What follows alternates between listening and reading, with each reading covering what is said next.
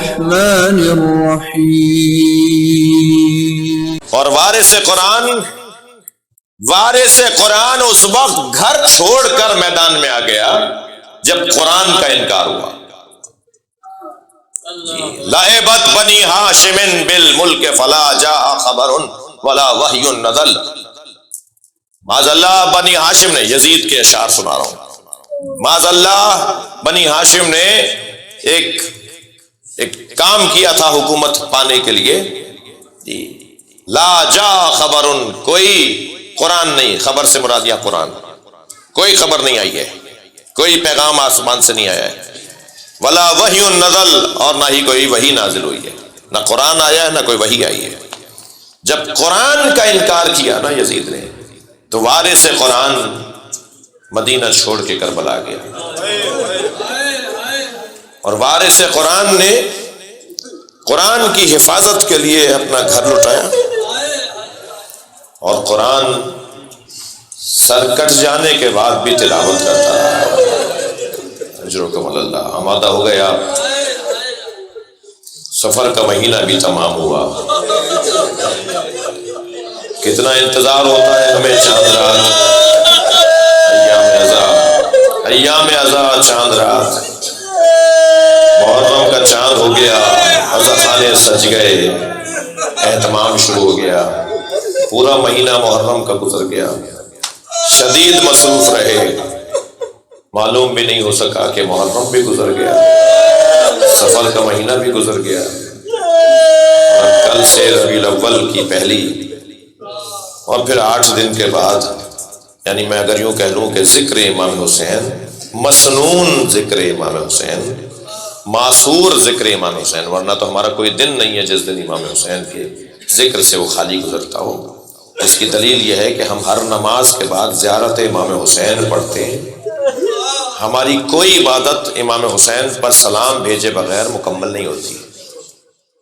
ہر نماز دن میں کئی کرتا، روزانہ امام حسین کا ذکر ہوتا ہے، اللہ کے ذکر کے فوراً بعد حسین کا ذکر ہوتا ہے،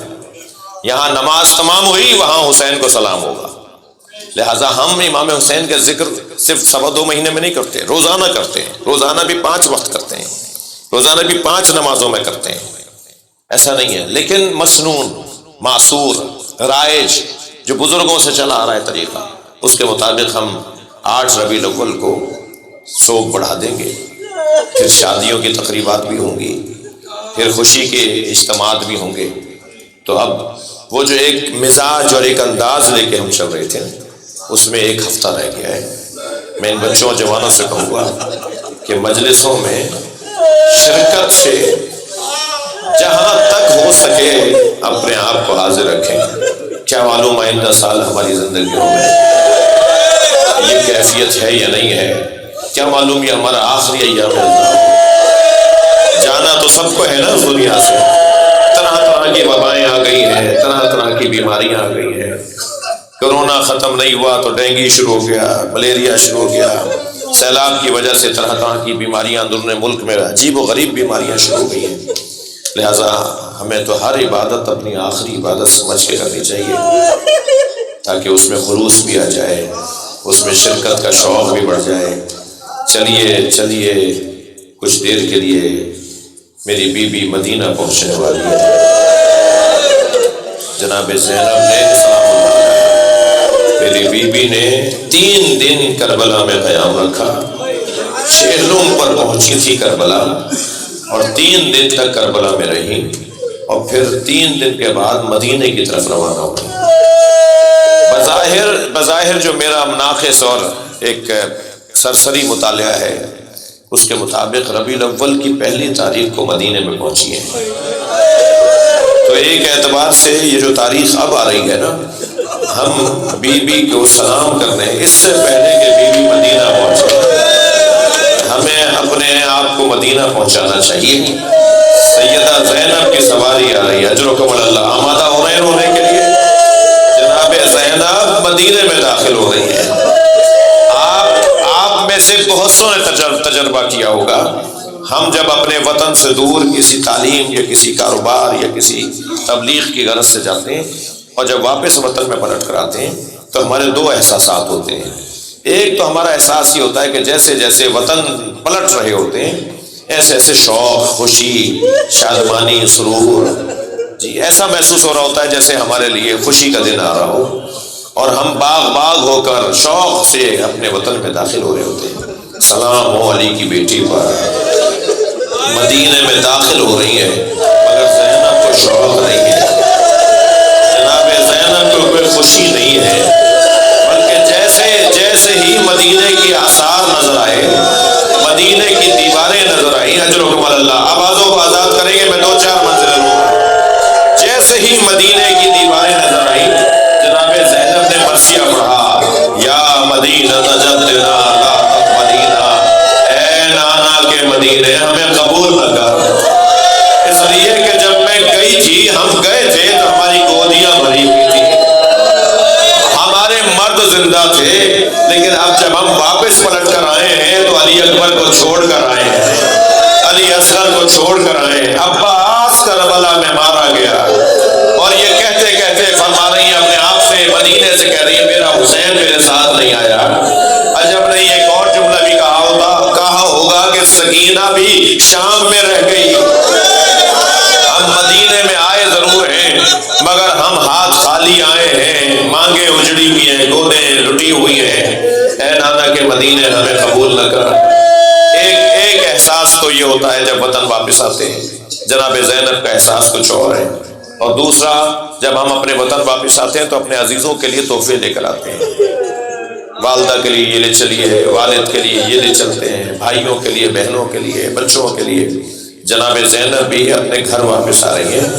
کیا تحفے لائی ہے زینب، بی بی زینب کیا تحفے لائی ہیں، جناب رباب کیا تحفہ لائی ہیں،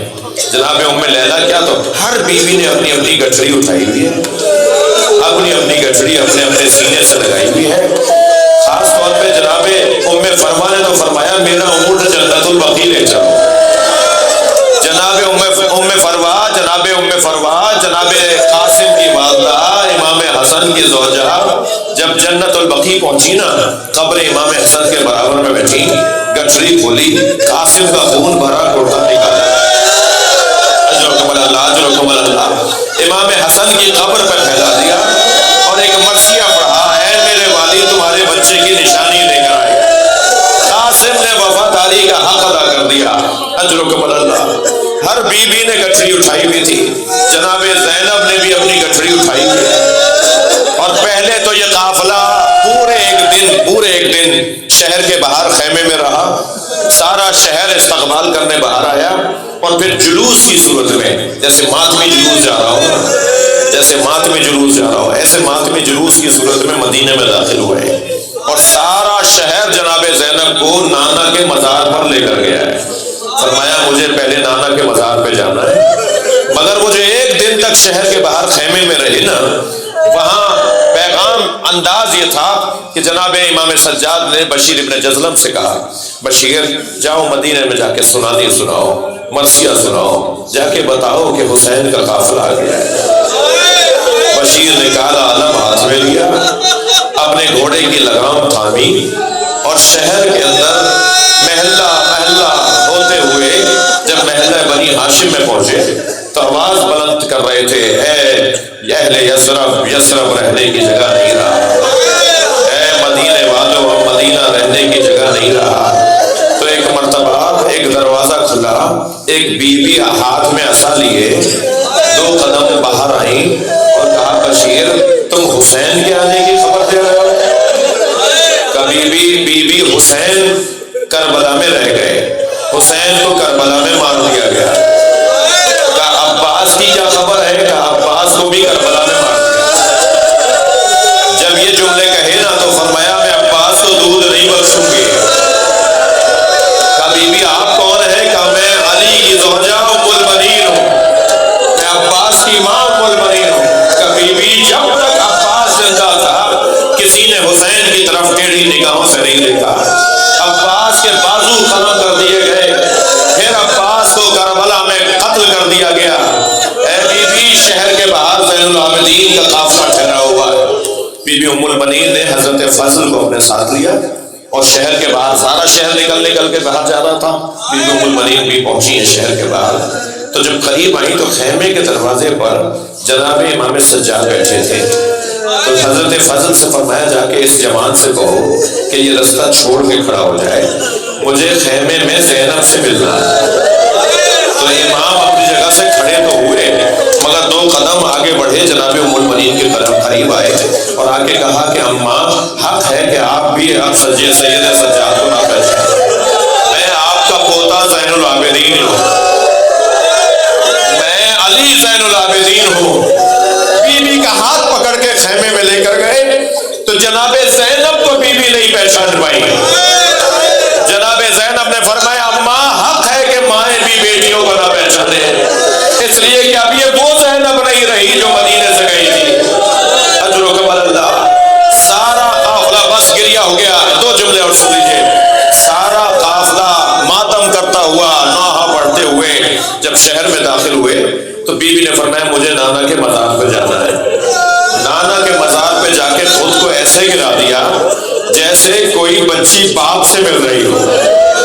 جناب رسالت ماں کی قبر پر خود کو گرا کر مرثیہ پڑھا جناب زینب نے, اور پھر اپنی گٹری سے خون بھرا کرتا امام حسین کا کرتا نکالا اور نبی کی قبر پر پھیلا دیا. نانا تمہارے حسین کی نشانی دیکھا. اور ایک جملہ کا, بس مجلس مکمل کرو, ایک جملہ کا, نانا اگر یہاں نامحرموں کا مجمع نہ ہوتا, اگر یہاں اور لوگ نہ ہوتے تو میں یہ بھی دکھاتی کہ میرے بازوؤں پہ رسن کے نشان ہیں, زینب کے پشت پر تازیانوں کے نشان. اللہ لعنت اللہ فسيعلم الذین ظلموا أي منقلب. اللہ ان آوازوں پر رحمت نازل فرما, رونے والوں کی توفیقات میں اضافہ فرما, ہماری عاقبت کا خیر فرما, امام زمانہ کے ظہور میں تاجیل فرما. یا حسین یا حسین.